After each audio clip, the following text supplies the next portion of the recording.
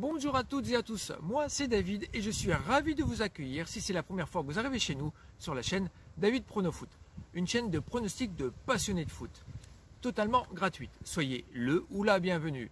Aujourd'hui pour cette vidéo, je vais vous présenter mon avis concernant les matchs de poule de qualif pour Qatar 2022 et nous ferons un point rapide sur le dernier prono de la chaîne. Allons-y!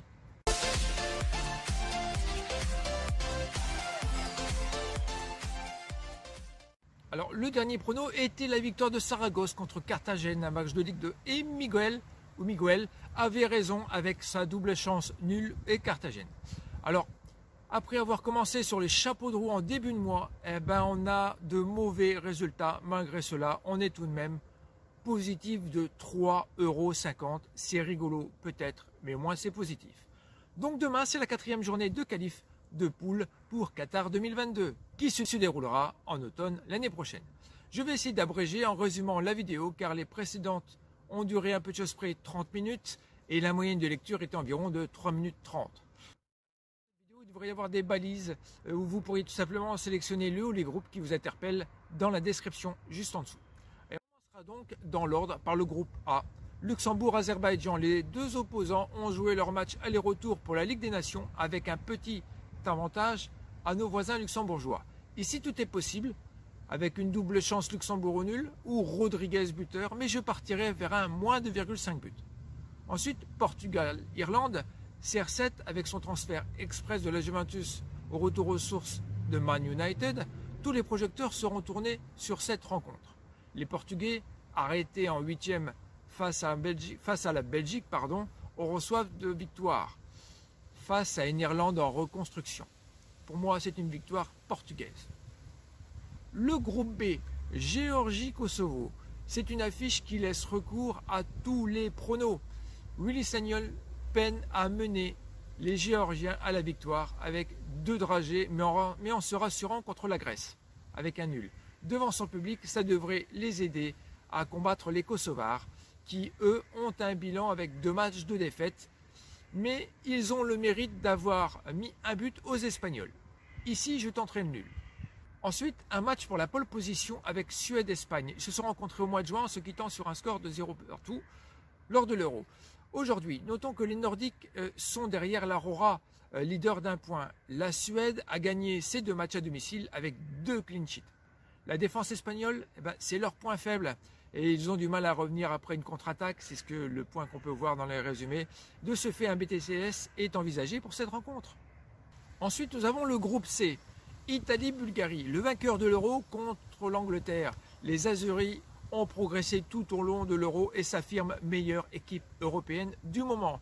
La Bulgarie est déjà en difficulté dans son groupe avec ses 2 défaites et son nul. Je ne crois pas que Despodov trouvera le chemin des buts. Côté bulgare, une belle victoire avec au moins 2 buts d'avance pour les Italiens qui joueront devant leur public à Florence avec un but peut-être d'Immobilier. Ensuite, nous avons Lituanie-Irlande du Nord. Les Lituaniens sont dans une impasse. Et oui, c'est défaite sur défaite. Et le 4-0 en amical face aux Espagnols ne les arrange pas. Défaite en Coupe Baltique, ils ont perdu leurs 2 matchs lors de la Coupe du Monde, des qualifs de la Coupe du Monde. Les Irlandais sont également dans la même situation, pour ne pas dire autre chose. Je ne m'attends pas à un match avec plein d'étoiles dans les yeux. Un moins 2,5 buts est envisagé. Le groupe D, Kazakhstan-Ukraine, c'est le match retour pour ces 2 équipes. Au match aller, les Kazakhs ont pris le nul en Ukraine en ouvrant le score. Depuis, Yaremchuk a progressé avec son équipe jusqu'au quart, jusqu'à rencontrer les Anglais lors de cet Euro 2021. Jusqu'ici, c'est 3 matchs, 3 nuls, mais je donnerai la victoire à l'Ukraine d'une courte tête. Ensuite, France-Bosnie. Au match aller, Grézou nous avait rapporté la victoire avec son but libérateur, non sans mal. Est-ce que Mbappé aura la tête au match? Benzema aura-t-il un meilleur taux d'efficacité? On l'espère tous. Ce match se jouera au stade de la Méno à Strasbourg. Victoire de la France avec un plus 1,5 but. Ensuite, nous allons passer au groupe E, où nous avons l'Estonie contre la Belgique. Les Estoniens viennent de remporter leur match pour la Coupe Baltique, ainsi que leur match amical contre la Finlande, sur un score de 1-0, je crois. La préparation est importante pour recevoir les Diables Rouges, classés numéro 1 FIFA mondial. Les Belges se sont éteints en quart pourtant contre l'Italie. Lukaku, Hazard, Tielemans sont bien dans leur club et sont en pleine forme. Pour moi, la victoire belge est fort probable.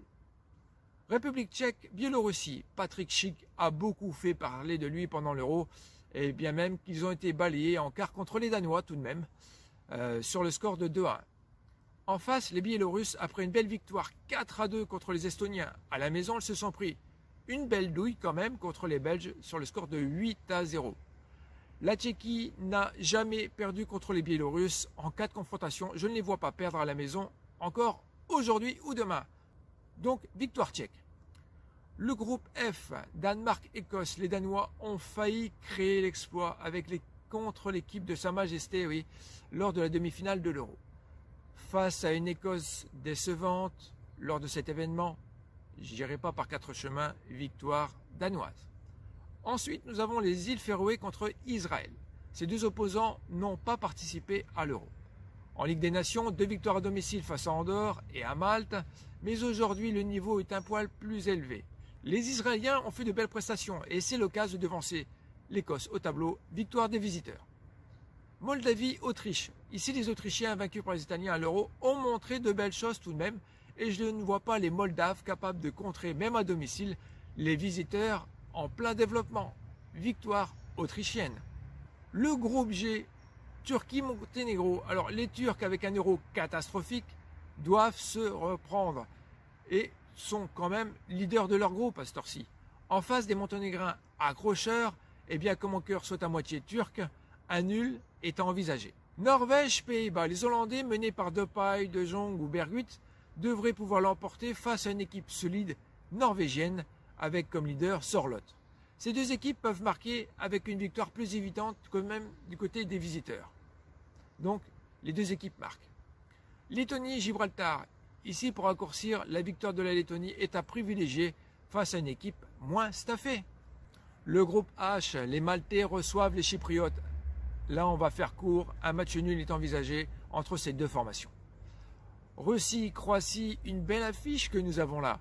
Alors oui, les Russes ne sont pas passés en huitième, au contraire des Croates qui, eux, y sont passés, mais ils ont été éliminés directement par les Espagnols. Pour moi, c'est un match indécis. On va quand même tout de même tenter la victoire russe.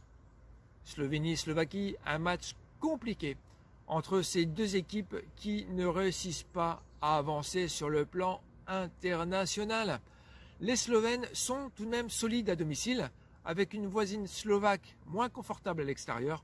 Je donnerai tout simplement l'avantage aux hommes d'Ilicic. Ensuite, nous avons le groupe I, l'avant-dernier groupe, et on commencera par Andorre-Saint-Marin. Alors là, Andorre sur son terrain, je privilégierai tout simplement la victoire d'Andorre. Hongrie-Angleterre. Alors les Hongrois ont su neutraliser la France, l'Allemagne en prenant les nuls. Je pense qu'il faut s'en méfier comme du choléra. Toutefois, c'est Sterlinenko en face, avec Kane, Maguire. Ils sont en forme et en réussite avec leur club. La domination anglaise est envisagée avec une belle résilience à prévoir des locaux. Pologne-Albanie. Les Polonais auront du fil à retordre face aux Albaniens qui ont 2 points d'avance au classement devant Lewandowski. Alors la prestation polonaise n'a pas été au rendez-vous lors de l'Euro, il faut le dire, mais devrait se reprendre pour remonter au point dans le groupe. Nous arrivons à la fin de l'exercice avec le groupe J. Islande-Roumanie, toutes les deux à 3 points avec une victoire et 2 défaites. Lors du match de la Ligue des Nations, les Islandais l'ont remporté contre les Roumains. Un point important, les Islandais joueront pour la première fois dans la compète chez eux à Reykjavik. Je veux croire en leur victoire devant leur public. Ensuite, nous avons Liechtenstein-Allemagne. Alors, on va faire court, une petite promenade allemande en terre du Liechtenstein a une très grosse probabilité de réussite. Aurons-nous la Manita? Le dernier avis de cette vidéo, c'est Macédoine du Nord contre l'Arménie. Les locaux ont subi 3 lourdes défaites lors de l'Euro.